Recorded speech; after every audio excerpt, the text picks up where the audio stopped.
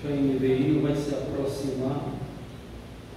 Coloca aí, Jó, capítulo de número 40, versículo de número 15.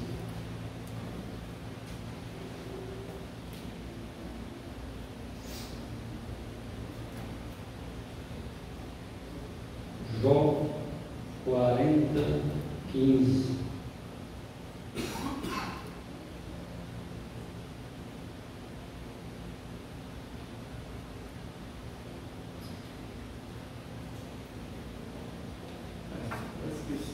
Vamos ficar de pé, irmãos. Lê a palavra do Senhor. Deus abençoe vocês pela presença no culto de ensino.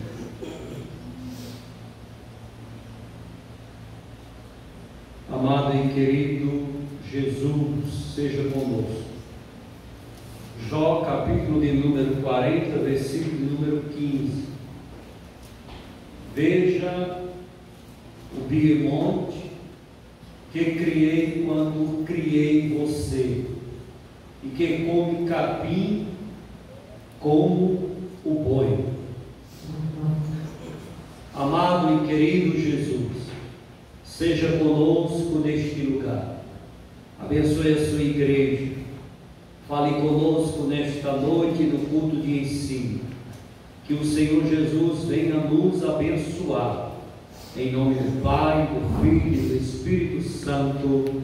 Amém. Podeis assentar?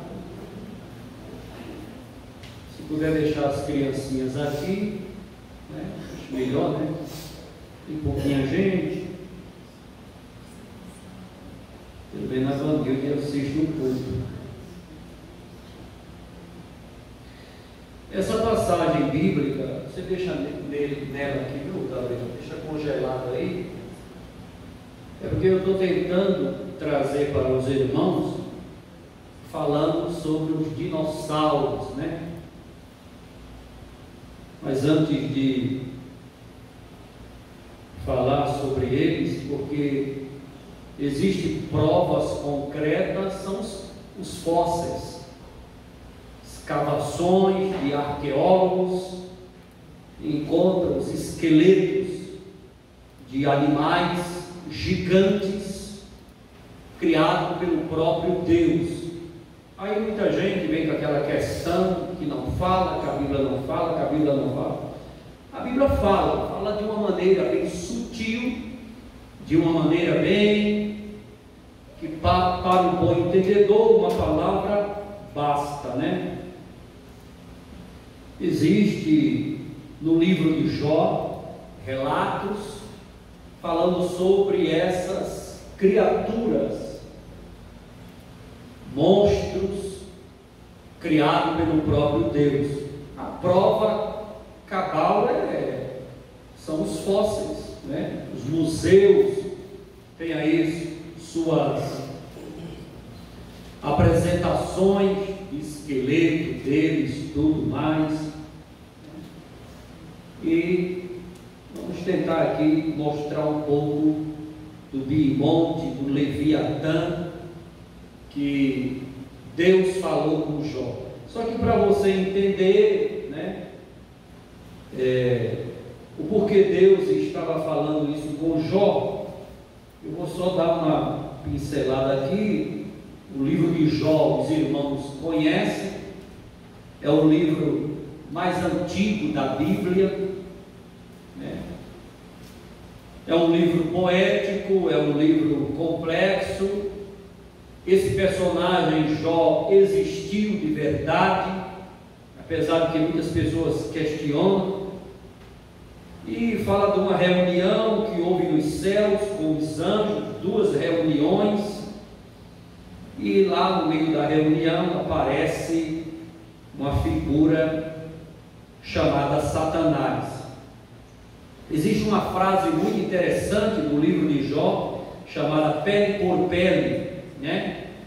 Que quer dizer, o homem, ele vai dar tudo pela sua própria vida. E essa tese de Satanás, Jó derruba ela com muita classe, porque para Jó o significado maior da sua vida é adorar o Deus de Abraão, de Isaac e de Jacó. E a gente também percebe a figura de Satanás com acesso aos céus, nas reuniões celestiais. Ele é aquele turista que aparece ali, dando o relatório da vida do servo de Deus ao próprio Deus, né?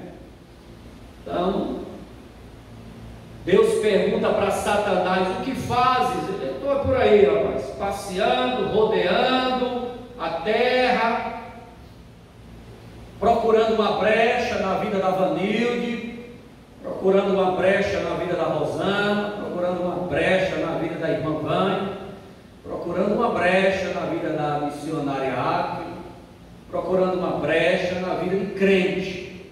Então, estou por aí, procurando alguém para devorar, estou na espreita. Essa é a tarefa de Satanás. Em Apocalipse diz que ele é o acusador dos servos de Deus. Ele nem cansa nem descansa, não tira férias, e está ali todo o tempo. O livro de Jó deixa isso bem claro. E a Bíblia diz que Jó era um homem íntegro. O que é ser um homem íntegro? É o comportamento de uma pessoa entre quatro paredes. Então, o que é ser um crente íntegro? É o comportamento dele entre quatro paredes, né? Você olha aqui para o evangelista Tiago, mas na realidade quem conhece ele é o próprio Deus. Quando ele está no seu quarto, no seu escritório, trabalhando, o que ele pensa, o que ele vê, o que ele pratica. Então, o Jó, Deus chamou ele de um homem íntegro, porque Deus conhecia o comportamento de Jó entre as quatro paredes. Somos o que somos de verdade quando estamos lá no nosso quarto, no nosso lugar íntimo, nós e Deus. Aí Deus nos conhece de verdade, porque na igreja, lá fora, é muito fácil colocar uma máscara e se apresentar como crente, como servo de Deus e como serva de Deus, né? Deus também chamou Jó de reto. Reto é quando a pessoa se apresenta em público. Então, né? Fulano é uma pessoa reta. É a apresentação dela em público. Deus também chamou Jó de temente a Deus, que é o princípio da sabedoria. A Bíblia diz que o princípio da sabedoria é aquele que teme a Deus. E Deus completou dizendo, terminando: Jó é aquele tipo de homem que desvia do mal. Estava falando do grau de santidade que ele tem, que ele tinha diante de Deus.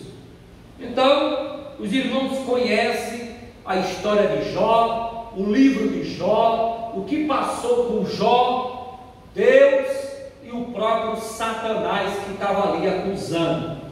Aí vem o desenrolar da história. Satanás insinua no livro de Jó que Deus precisa subornar as pessoas com bênção para receber adoração.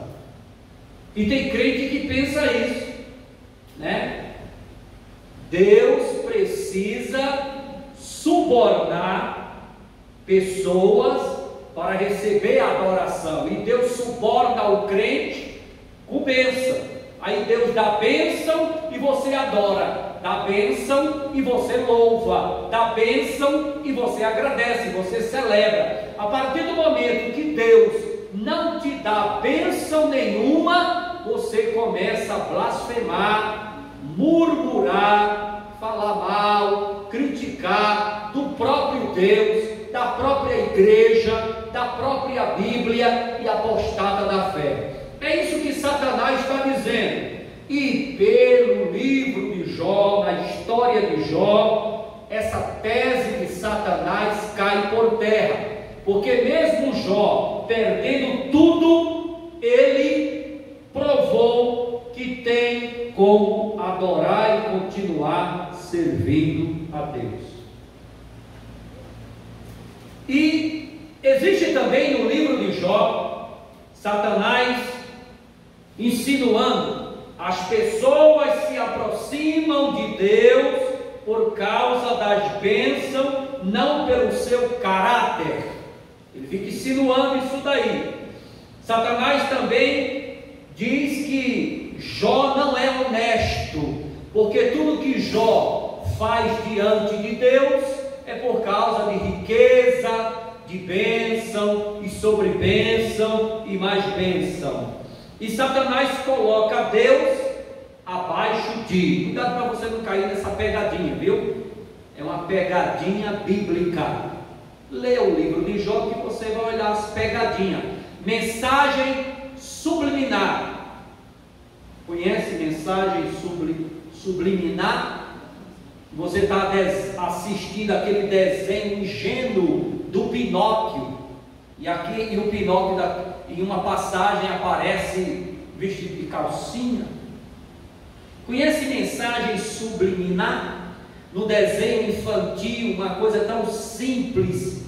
Daqui a pouco o desenho infantil está apresentando suicídio, fazendo apologia a suicídio, fazendo apologia a uma coisa, a fumar a erva, a ser maconheiro, a ser drogado, a ser rebelde com pai e mãe, essas coisas do tipo mensagem subliminar. Se você quer conhecer mensagem subliminar, ainda é relíquia, mas está lá no YouTube. Mensagem do pastor José Irion.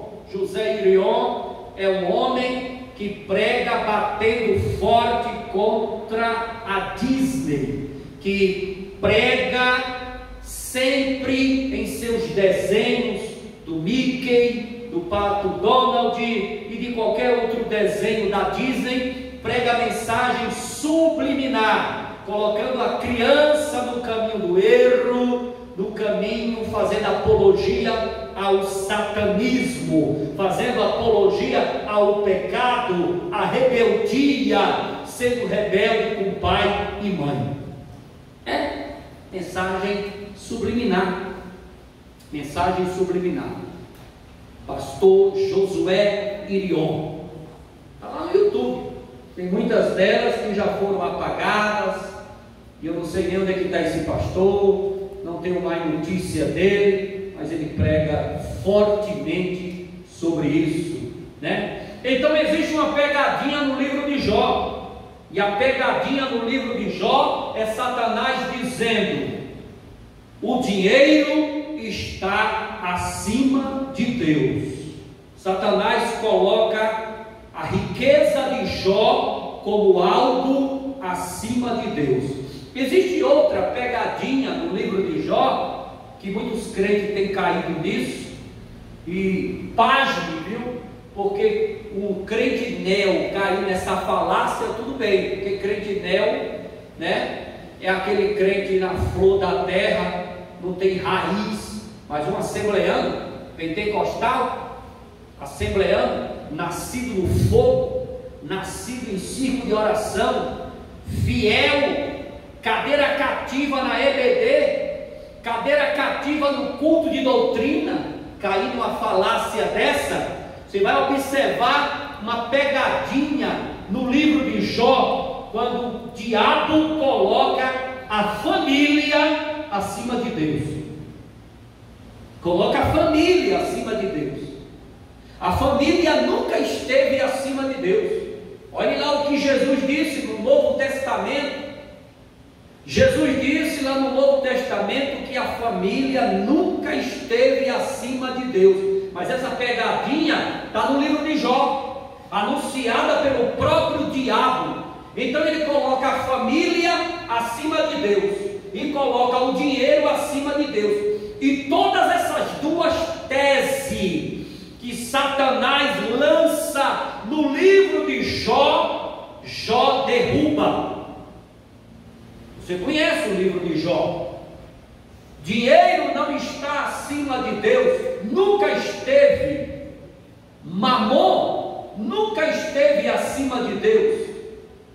A Bíblia diz que Mamon é um senhor, o senhor Mamon, o dinheiro, a ganância, nunca esteve acima de Deus, nunca, biblicamente nunca, mas muita gente coloca o dinheiro como algo acima de Deus, mata por dinheiro, mente por dinheiro, engana por dinheiro, destrói casamento por causa de dinheiro, destrói a família por causa de dinheiro, mata pai e mãe por causa de dinheiro, destrói tudo por causa de dinheiro, tudo por causa de dinheiro.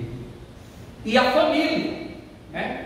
A família, a minha família está acima de qualquer coisa, é o meu bem mais precioso, é o meu bem mais glorioso.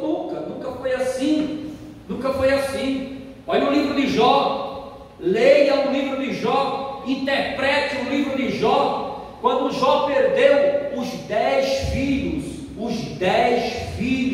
Jó perdeu 10 filhos em um dia só, 10 caixões, 10 enterros. Ele não abandonou Deus por causa da família. Ele perdeu os filhos, mas continuou adorando Deus. E outra coisa que eu quero deixar uma pergunta para você aqui, você que é bom de Bíblia, né? Vou deixar aqui uma pergunta para você. Deus devolveu a Jó tudo em dobro. Quando ele volta para a mesma mulher, para o mesmo casamento, porque Deus mudou, o milagre foi tão grande na vida de Jó, que ele mudou a mente da mulher dele, mudou o coração da mulher dele. Ele volta para a mesma mulher e tem mais 10 filhos. Se Deus deu a ele riqueza de dobro, por que ele não teve 20 filhos? Só teve 10. 10 estavam mortos e 10 ele teve. Então devia ter tido 20, não é? Pois é, está lançada aí a pergunta. Então, o livro de Jó, no livro de Jó, nós vemos a limitação de Satanás. Martinho Lutero disse que o diabo é um cachorro na coleira de Deus, porque tudo que ele quer fazer, ele tem que pedir permissão a Deus, ele tem limite, ele não pode tocar no servo de Deus sem antes falar com Deus. Se você tem brecha, ele tem carta branca. Se você não dá brecha, ele jamais tocará no crente servo fiel em Cristo Jesus. Jó era rico. O problema, irmão, não é ser rico, né? O problema não é ter dinheiro. O problema é o dinheiro nos ter, né? O problema não é ser rico.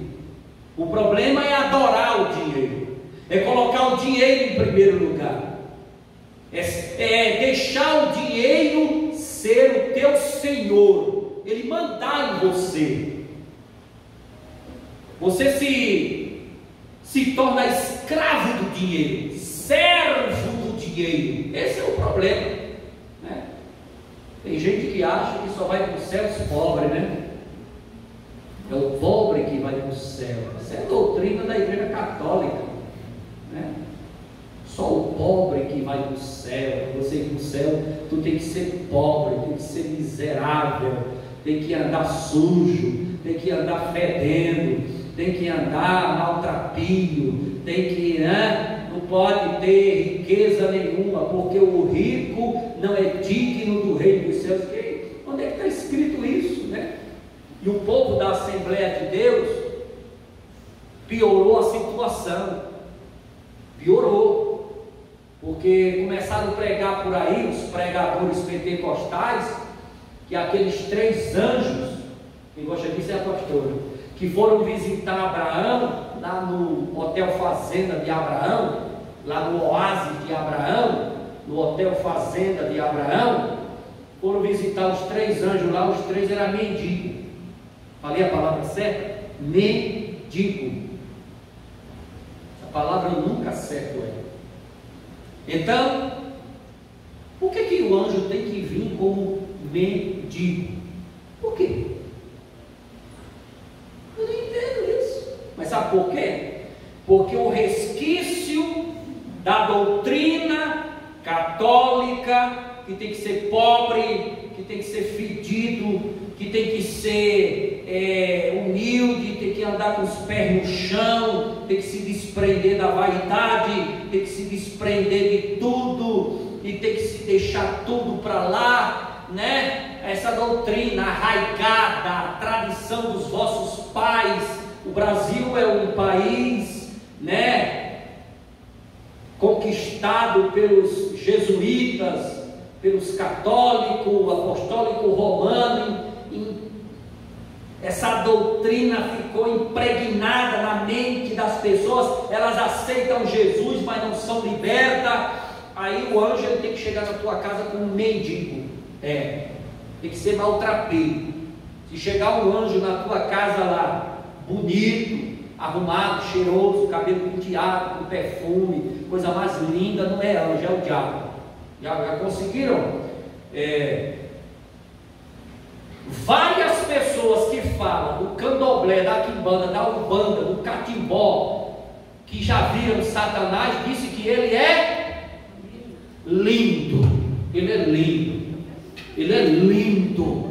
Ele é tão lindo, tão lindo. Ele não tem rabo, ele não tem chifre. Ele é lindo. Ele parece um príncipe grego. Ele aparece assim, a coisa mais linda. Isso é o que prega o povo das religiões afrodescendentes, né? Aí quando vai falar de anjo, olha o contraste. Quando vai falar de anjo, os pentecostais assembleanos adotaram isso agora. Quando vai falar de anjo, é um mendigo, fedido, perdendo a carniça, sem tomar banho, sem... A coisa mais podre do mundo é um anjo. E se chegar na tua porta para pedir uma esmola, abre a porta, deixa ele entrar, dá de comida, dá um banho, troca de roupa nele. É assim. Porque aqueles 3 anjos que apareceram a Abraão, olha, isso é uma falácia. Eu não tenho nada contra mendigo, nada. Nem tenho nada contra ao diabo que aparece aí como um príncipe grego. Eu só quero dizer que isso é uma falácia. Isso é um estupro ao texto bíblico lá de Abraão, quando aqueles anjos foram visitar Abraão. Não era nada de mendigo, nada disso. Se Abraão era um sheik, eles chegaram ali como um sheik também. O negócio foi tão assim impactante que Abraão se curvou e botaram essa falácia. Mas sabe por que o povo prega isso? Porque sabe que a Assembleia de Deus é uma igreja humilde, é uma igreja, né, que o povão está ali. E quando se fala de mendigo, é advogado assim, ó. Advogado de mendigo. As pessoas amam esse negócio, né, de obra social, de ajudar o povo no meio da rua, o maltrapilho. E agora estão tirando até selfie com os mendigos, né? E um ajuda para lá, outro ajuda para cá. O irmão vai dar um blaze para o pedinte lá, o outro tira uma foto, grava um vídeo. Isso dá audiência, isso dá ibope, isso dá fama, isso dá glória para os homens. Isso é muito importante. Aí o pregador que gosta de florir a mensagem, aí coloca isso, porque se ele colocar que o anjo é bonito, que o anjo é lindo, que o anjo é belo, que o anjo... Não dá ibope. Só dá ibope se falar desgracença, se botar para coisa ruim, aí dá ibope. Aí inventaram isso daí. Mas veja que o negócio já é assim, né? O diabo é lindo, o anjo é o mendigo.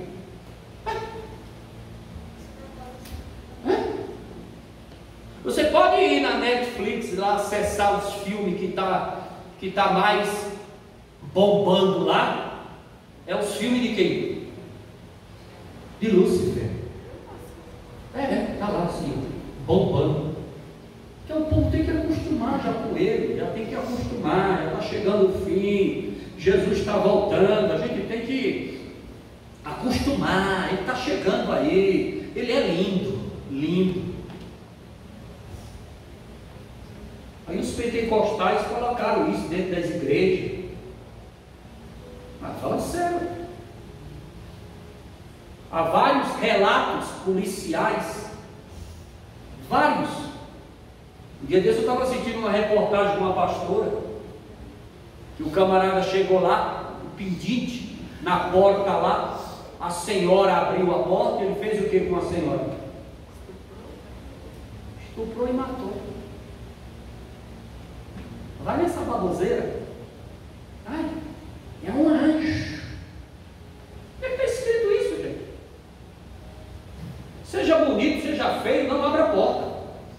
Ajude, sem abrir a porta. É cada coisa que o povo inventa, hein? Então o problema não é dinheiro. O problema é entronizar o dinheiro na nossa vida. Quem é que não quer ser crente rico, gente? Isso é uma hipocrisia. Tem crente que é tão hipócrita. Eu não quero ser rico, não. Pois eu quero. Eu quero ser rico. Quem é que não quer ser rico? Por que ser rico vai para o inferno? Onde é que está escrito isso? Quem é que quer ser pobre? Mas pastor, chama o povo para frente, para o povo, para enriquecer os irmãos. Teologia da prosperidade. Então vem aqui receber a unção de Maria Mulamo. Isso. Você fica mendigo e eu fico rico. Tá bom. Isso é tudo hipocrisia. Isso é tudo baboseira. A hipocrisia é tão grande, tão grande, tão grande, que o cara deixa a sua família dentro de casa, passando fome e necessidade, e vai ajudar o povo na rua, e tira selfie e grava vídeo. Aí você procura investigar a vida daquele camarada, a esposa dele passando fome, passando necessidade, os filhos passando fome, necessidade, não tem nem um calçado, não tem nem uma roupa que preste, mas ele está lá, no meio da rua, lá na Cracolândia, ajudando os drogados, os mendigos, fazendo obra social, gravando vídeo. Isso é hipocrisia. O apóstolo São Paulo diz que primeiro nós temos que cuidar da nossa casa. Primeiro você cuida da sua casa, da sua família, da sua esposa, dos seus filhos, do seu marido, e depois que tudo estiver abastecido, aí sim você ajuda o de fora. Isso é óbvio, isso é racional. Mas não, o que dá ibope é fazer merchandagem, né, no meio dos mendigos. Sério. Mas vamos lá, coloca aí, meu filho, Jó 1:21. Olha, talvez seja esse. E disse Jó: saí nu do ventre da minha mãe, nu partirei, o Senhor deu, o Senhor levou, louvado seja o nome do Senhor. Então a tese de dizer que Jó adorava a Deus porque era carro de din-din, mentira. Jó derrubou essa tese de Satanás. Agora eu coloco o 20 aí, o 20. Ao ouvir isso, Jó levantou-se, rasgou o manto, rapou a cabeça, então prostrou-se com o rosto em terra em adoração. Ele recebeu a notícia aqui que a família, os 10 filhos tinham morrido. Aí ele fez o quê? Adorou. Aqui ele falou para Satanás. primeiro lugar da minha vida não é família. É quem? É Deus. Antigamente a Assembleia de Deus pregava que a prioridade é Deus, não é família. Mas um dia desse surgiu um escritorzinho aí da lição da EBD, um escritor com o interior neo, e botou que, por isso que houve uma confusão na lição de escola bíblica dominical, muitos pastores não queriam aceitar, tal, ele colocou família como acima de Deus. Isso é uma tese satânica, está lá no livro de Jó, inserida como mensagem subliminar: o dinheiro acima de Deus e família acima de Deus. O que é que Jesus fala de família? A minha família sou eu e você.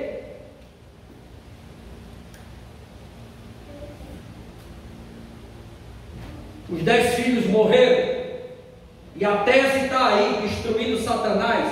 Então Jó ficou falido, enlutado e chagado, um cadáver ambulante.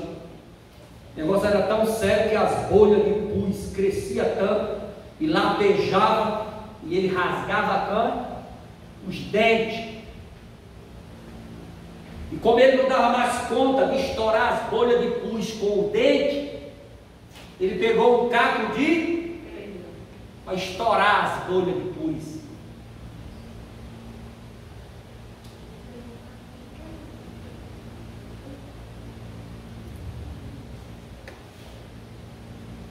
Ama mais a Deus do que a si mesmo. Então Jó derrubou as 3 teses de Satanás: dinheiro não está acima de Deus, família não está acima de Deus, a minha própria vida não está acima de Deus, nem a minha própria vida, porque ele estava ali podre, só o cadáver, e ele continuou adorando.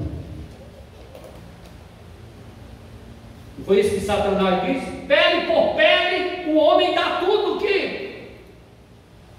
E Jó derrubou. Então o livro de Jó é para ensinar para o crente que tem como adorar a Deus, deixando o dinheiro para depois, deixando a família em segundo lugar, deixando a sua própria vida para depois, porque a prioridade do crente é Deus. O que passar disso é procedência maligna. Aí vem com essas teologias de neo, que inventa cada baboseira, que não é o caso aqui. Eu quero entrar no Piemonte. E os amigos de Jó surgem no cenário. Que amigos, hein? Chamaram Jó de ladrão, louco e adúltero. De louco ainda não me chamaram não, mas de ladrão e de adúltero sim. Eu estou nem aí. Chamaram Jó de ladrão, de louco e de adúltero. E Jó ficou ali, naquele sofrimento. E cada um de nós, quando estamos feridos, quando está com uma ferida muito grande, que era o caso de Jó, perdeu tudo, ficou pobre, perdeu os filhos, ficou enlutado, perdeu a mulher, destruiu o casamento, perdeu os amigos, perdeu a própria saúde. Aí com isso, no final de tudo, Jó começa a perguntar, a se queixar, a se defender. Então você encontra no livro de Jó 16 vezes ele falando para Deus: por quê? Por quê? Por quê? 16 vezes ele dizendo por quê? Por quê? Por quê? E Deus? E Deus? Calado. Porque quando você está com esse porquê, porquê, porquê, porquê, porquê, Deus não responde. Deus não gosta disso. Quer ver uma coisa? Às vezes eu falo para o Samuel: não faz isso aqui não, Samuel. Aí ele faz: por quê? Meu filho, não mexe aqui não. Por quê? E às vezes o pai e a mãe se irritam com esse porquê. Não faz e ponto final. Eu não quero te dizer o porquê, caramba, não faz, ponto final. E assim é Deus. Por quê? E tem crente que é assim. Por quê? Por quê? Aí é isso que a pastora Eliane muitas vezes prega aqui. Deus não tem satisfação a te dar. Tem? Não, irmão. Olha, se eu ficar aqui nessa adessude, por quê? Por quê? Por quê? Aí Deus vai chegar assim e falar: ô Zé gostoso, poderoso, eu não tenho satisfação a te dar. É assim, ponto final, aceita. É só isso. 16 vezes ele, por quê? Por quê? Por quê? Por quê? Aí 34 queixas ele faz contra Deus. Jó, 34 queixas contra Deus. Porque a dor de Jó é sofrer sem explicação. E isso é dolorido? É. Mas para você que conhece Bíblia e o mundo espiritual e conhece Deus, é só ficar calado que Deus age. Quanto mais fala, pior fica. Então Jó fica falido, cheio de luto, casamento destruído. Aí ele lembra de uma frase e ele fala. Depois dessa frase, Deus começa a responder a ele. Qual é a frase? Eu sei que o meu Redentor vive. Depois dessa frase, Deus começa a falar comigo. Aí é onde chega. Aí Deus começa a falar com Jó, e Deus faz 70 perguntas retóricas para Jó. 70 pergunta retórica. Aí ele começa: Jó, onde você estava quando lancei os fundamentos da terra? Jó, onde você sabe onde fica o reservatório do vento? Jó, você sabe como se forma a geada? Jó, você sabia que eu medi o universo a palmos? Como é que Deus fala para Jó que ele mediu o universo a... Que tamanho é esse Deus, hein? Aí ele diz: Jó, você sabe quantas estrelas existem?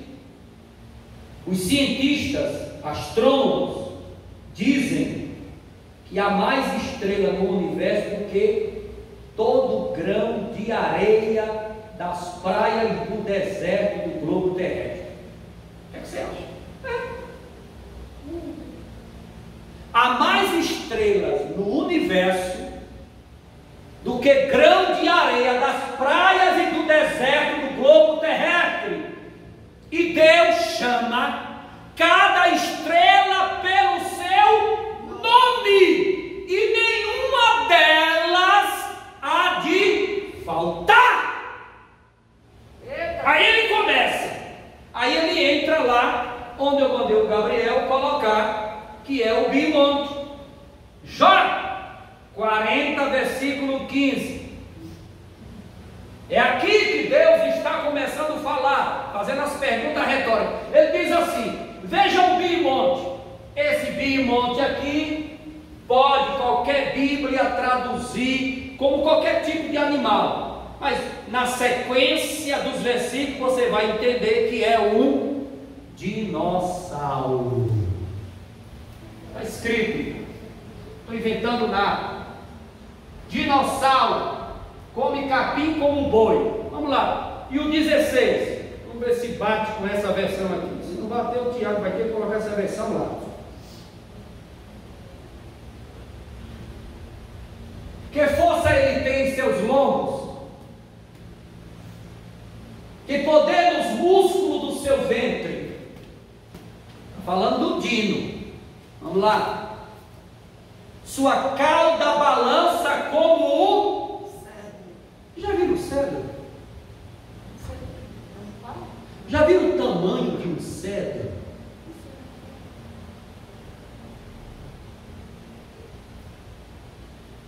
Olha, deixa eu falar uma coisa para você.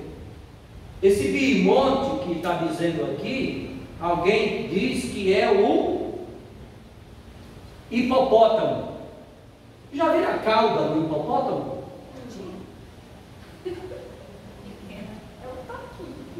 Hipopótamo? Você já viu o tamanho de um cedro? O cedro é uma árvore estrondosa que cresce 40 metros de altura. Olha o diâmetro do cedro. Vocês já viram um dinossauro? Já assistiram aquele filme Parque dos Dinossauros? Já viram a cauda do bichinho? Que dá para fazer um... Olha lá, balança como o cedro, os nervos de suas coxas são firmes. Vamos lá, vai lá, meu filho. Seus ossos são seus membros são. Isso aqui está comparado ao hipopótamo? Não. Claro que não, gente. Nós temos isso aqui, ó. Hoje, os fósseis, os museus apresentam o esqueleto de um dinossauro. Já viram o tamanho? E aquilo ali, eu nunca fui ver, não sei se o Gabriel já viu. Aquilo ali é tudo no parafuso. Cada parafuso dessa grossura. Cada porca dessa grossura.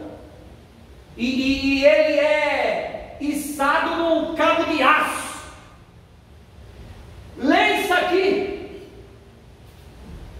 E pensa no esqueleto dos fósseis, dos dinossauros. Lê. Aonde isso daqui é o esqueleto de um hipopótamo? Aonde? Só ele. Vai lá.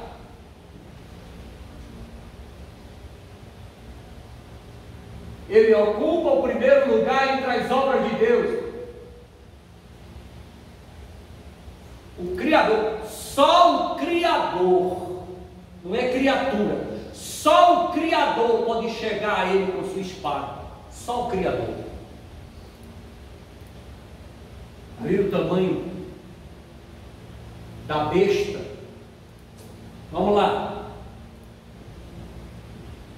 Os montes lhe oferecem tudo o que produzem, e todos os animais selvagens brincam por perto. Tá? Vamos lá. Sobre os lotos se deita, oculto entre os juncos do brejo. Vamos lá. A sua sombra, os salgueiros junto, o regato do céu. Vamos lá. Quando o rio... Sim. Pode ler. Ele não se abala, mesmo que o Jordão e cresce as ondas contra sua boca, ele se mantém calmo. Quando o rio se enfurece, ele não se abala, mesmo que o Jordão encrespe as ondas contra a sua boca, ele se mantém calmo. O tamanho daquilo. Agora vê o 24 aí. Poderá alguém capturar? Nessa versão aqui diz assim: ninguém é capaz de prendê-lo. Ninguém é capaz de prendê-lo quando ele está olhando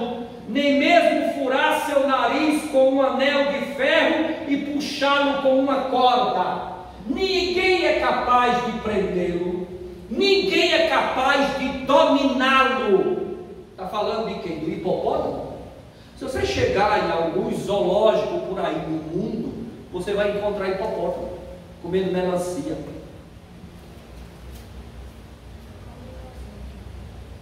Dinossauro não. Já viu o tamanho dos bichinhos? E os fósseis provam. E está na Bíblia. Só é querer entender. Só é querer ver. A Bíblia prova que eles existiram. Agora, no dilúvio, eles morreram. Deus não quis. A coisa complicou ali, o pecado se multiplicou, muitas coisas aconteceram ali, Deus foi lá e destruiu. Simples assim. Deus poderia ter pego o casal de dinossauro e colocado na arca, sim ou não? Mas ele não quis. Ele não quis. Ele não colocou casal nenhum de dinossauro na arca. Ele só colocou os animais que ele queria que perpetuasse a sua espécie. E ponto final. Moisés fez a arca, abriu a arca e ficou lá esperando. E ele enviou de um a um para dentro da arca. Os animais vieram, enviados por Deus.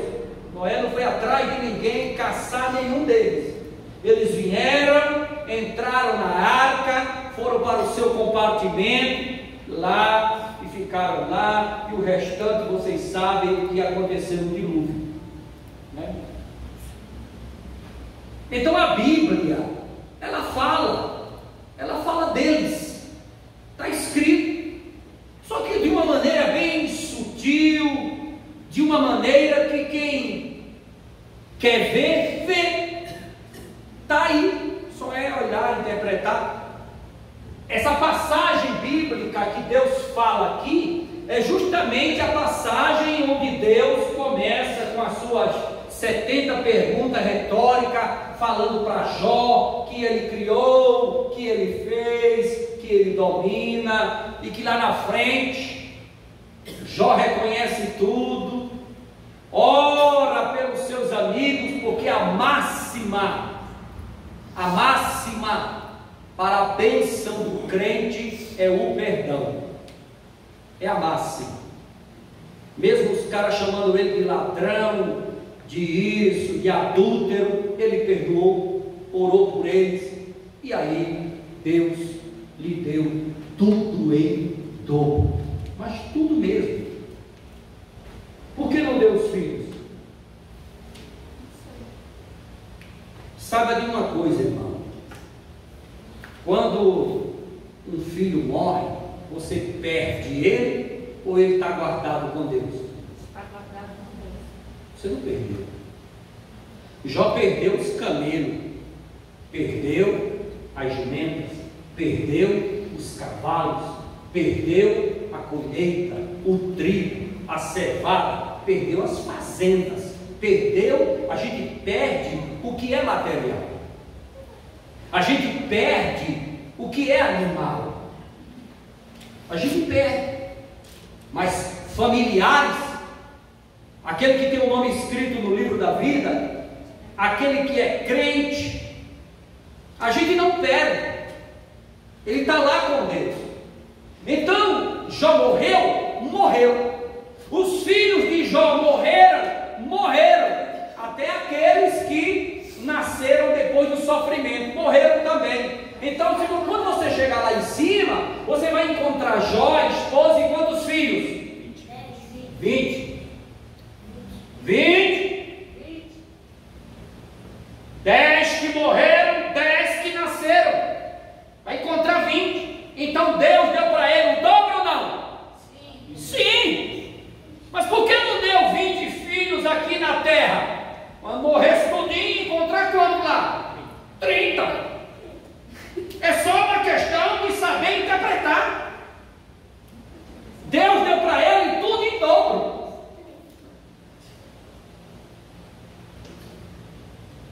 Porque a Bíblia diz que o ser humano, quando ele morre, se ele é crente, tem um nome escrito no livro da vida, vai para o seio de Abraão. Se não é, aí é perdição.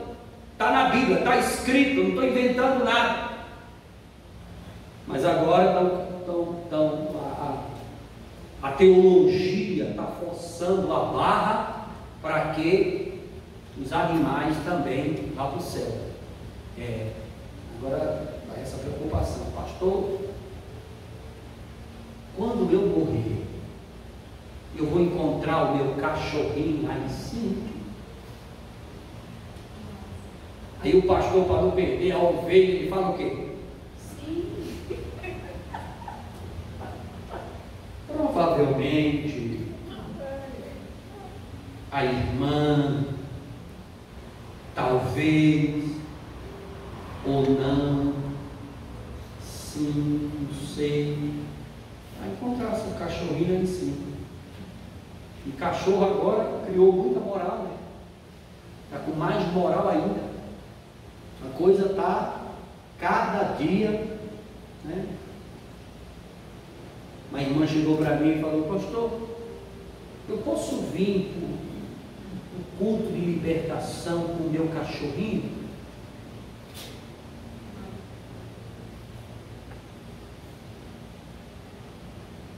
Hã? Não, ele fica dentro da bolsa, pastor, dentro da bolsa, dentro da minha bolsa. Não vai incomodar na igreja, não.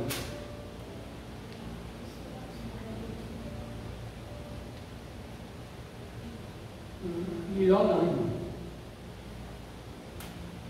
Aí ela não veio mais para o culto, não. E quem manda nela é o cachorro. Ela disse: se deixar o cachorro em casa, quando chegar, talvez ele cometa suicídio, se mate. Não pode deixar ele. Ele sofre muito. Tem que trazer ele para o culto. Ô irmão, eu estou precisando de membros na igreja, sim ou não? Mas tem certas coisas que eu não me sujeito, sabia disso? Eu não vou me sujeitar a certo tipo de... Eu sou assembleiano raiz. Caramba! Eu acho que a pessoa olha assim, ela vê a igreja vazia e fala: rapaz, esse pastor aqui está lascado. Está lascado, não tem crente nenhum, está lascado. Não tem crente, não tem ovelha, 4 crentes congregando com ele. Isso aqui está lascado. Isso aqui é o seguinte: qualquer coisa que a gente oferecer, ele engole. É ruim, hein? Nem engulo, não. Nem engulo, nem aceito, nem me dobro. Eu vou para aqui. Para me dizer que igreja é lugar de cachorro, para estar congregando. Onde é que está escrito aqui? Agora ficou difícil, né, para as igrejas evangélicas agora. Fala sério também, né? Eu não tenho nada contra cachorro, já criei muito cachorro, minha conta de criar cachorro já passou. Não tenho nada contra, gosto dos petzinhos, acho a coisa mais linda, mais fofa.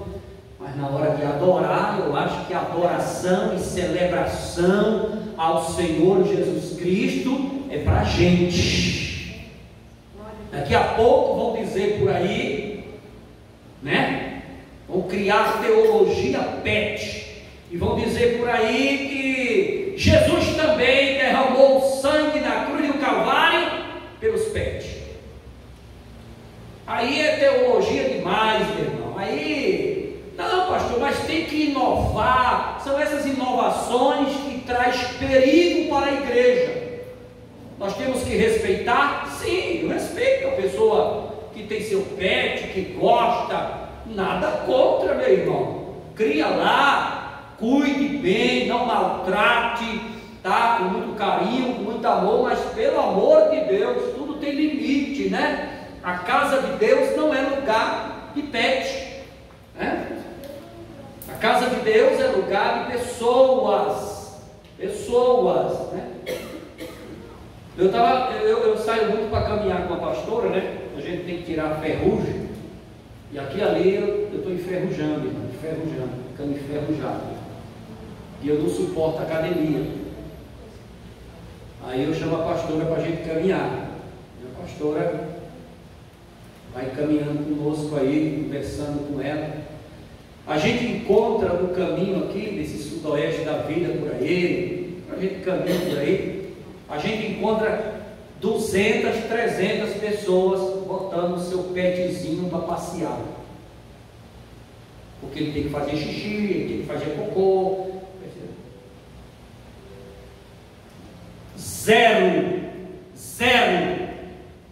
quando criança com pai e mãe passeando.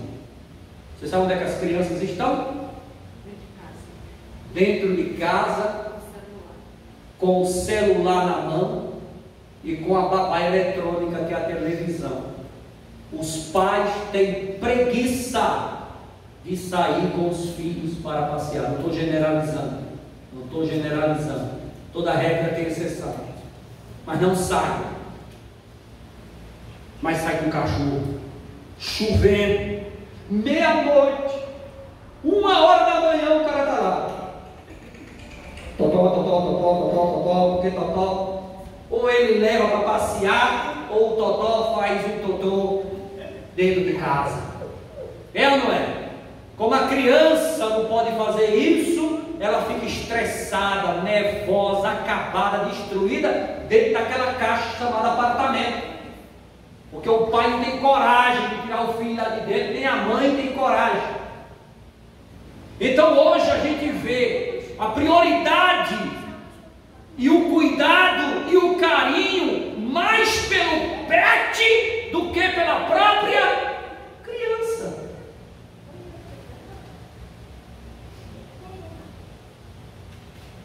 Verdadeiramente, o poste está fazendo xixi no cachorro. Mudou muito. A inversão de valores. Nada contra os petzinhos, né? Quem tem ele, cuide, serve, vacine, dê remédio, dê banho, tira o carrapato, a pulga, o cão que tiver. Eu acho que criança tem mais prioridade, tem mais valor, né? Pode estar colocando filho no mundo para sofrer, não. Você colocou, cuida dos bichinhos, né? Dos bichinhos não é os cachorrinhos, não, é as crianças. Cuida das criancinhas, né? Tira os bichinhos lá de dentro do apartamento, lá, estressado. Aí dá o celular para o menino. Os meninos hoje em dia tudo escravo de celular. Um dia desse eu estava não sei se foi numa loja aí, no shopping aí, não vou falar o nome, porque eu estou ganhando para fazer merchandising, ninguém, né? Mas eu estava numa loja assim, de shopping assim, e o menino chegou perto de mim. Olha o menino. A pastora estava olhando o negócio, e eu aqui em pé. O menino chegou assim. Chegou a mãe, a filha e o menininho. Tamanho do Arthur. Eu sou essa mesa aqui, tá? Tá? Aí ele chegou aqui, ó.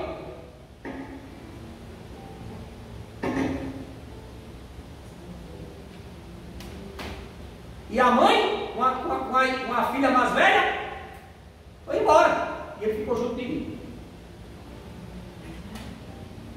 E a pastora lá. E eu olhando para ele. Aí quando terminou, que ele procurou, ele estava tão areado, tão doido com isso aqui, que ele pegou na minha mão. Aí eu peguei na mão dele. E a mãe já estava não sei aonde com a irmã. E a mãe de hoje em dia tem um defeito muito grande. Vou falar, eu posso falar? Eu gosto de debulhar a espiga toda. O que é que as mães fazem? Ela tem um filho, que é o mais velho, pega o mais velho e coloca a responsabilidade sobre ele para criar os pequenos. Nunca viram isso não? Você sabia que todo mais velho, todo primogênito é assim?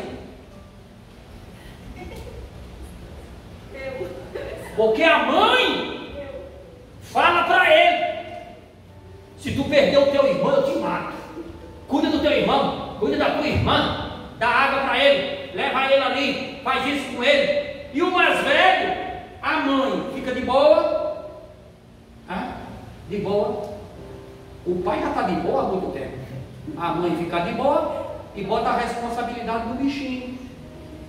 E quem chegou atrás da criança foi a mãe? Foi a menina mais velha. Chegou assim. O que está fazendo? Pegando na boca desse homem. Puxa, essa menina é doida. Aí ele soltou a minha mão, o bichinho soltou a minha mão. Pronto. Celular. A mãe lá do outro lado. Se eu fosse um cara mau, traficante de órgão, pedófilo, qualquer outra desgracença que tem por aí, tinha levado o menino ou não? Tinha sim. O vacilo foi grande. Pegou na minha mão e ficou lá pegando na minha mão o bichinho, olhando para o celular doido. Porque celular deixa a criança louca, doida, perde reflexo, perde tudo. Mas por que o pai e a mãe dão? Para ficar livre da criança. O meu defeito é falar demais. Aí a menina chegou do lado do bichinho. Bora. A menina já está doida, criando um irmão. Por isso que quando ela casar, ela vai querer filho? Não, já criou um irmão. A mãe coloca a responsabilidade. Aí ela vai tendo outro. E aquele menino já não é mais a irmã, é quem cuida do pequeno. E ela vai botando um na responsabilidade do outro. Essa daqui criou os irmãos tudinho. E a mãe ficava sentada. E ela criando os irmãos. Por isso que hoje é assim. Pode fazer isso com o filho, não. Filho quem cria é pai e mãe. Como é que você pega uma criança de 10 anos de idade, dá responsabilidade de um de 20 anos? Sem responsabilidade. É ou não? É sim. Observe isso nas famílias, tem muito disso. O mais velho cuida dos outros e a mãe fica de boa, porque o pai já está há muito tempo. Eu acho o seguinte: filho é artigo de luxo. Tem que ter. Mas tem que cuidar mesmo. É ou não? Tem que cuidar. Tem que investir e cuidar. E vigiar muito. Porque se você não vigiar, um vacilo de 1 milésimo de segundo você perdeu. E depois que perdeu, não adianta chorar depois que o leite está derramado. Tem que cuidar.